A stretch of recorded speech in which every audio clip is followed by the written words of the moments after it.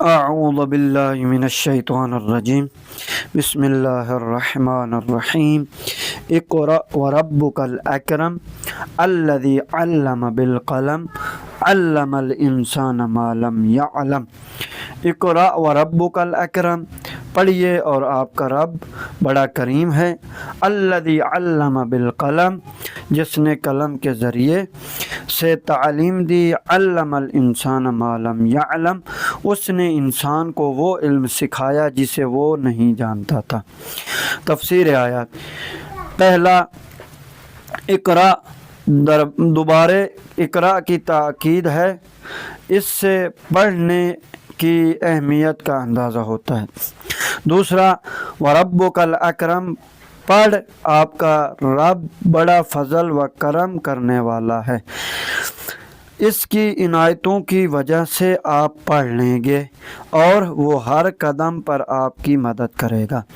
تیسرا، الذی علم بالقلم، اللہ تعالیٰ کے فضل و کرم میں سے ایک اہم چیز قلم کے ذریعے تعلیم ہے۔ انسان کے ذہن میں موجودہ معنی دوسروں کے لیے بیان کرنے کا ایک حل یہ ہو سکتا تھا کہ وہ معنی خود مخاطب کے سامنے پیش کیا جائے۔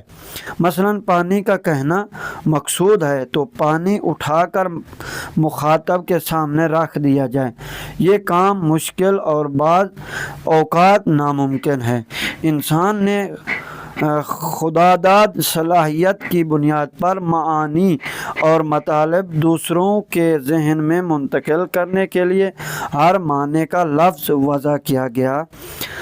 اب لفظ کے ذریعے معنی آسانی سے سمجھا جا سکتا ہے۔ اگر مخاطب سامنے موجود نہ ہو تو اس کے لیے الفاظ استعمال نہیں ہو سکتا۔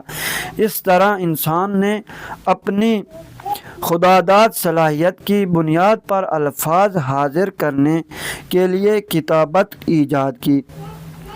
اب آسانی کے ساتھ کتابت کے ذریعے الفاظ حاضر کیے جاتے ہیں اور الفاظ کے ذریعے معانی حاضر کیے جاتے ہیں۔ اس طرح افہام و تفہیم، تعلیم و تعلم آسان اور بعض صورتوں میں ممکن ہو گیا۔ تو انشاءاللہ یہاں سے اس کی آگے کل وجوہات پھر بتائیں گے۔ والسلام ورحمۃ اللہ وبرکاتہ، یعنی اس کا ادامہ کل دیں گے۔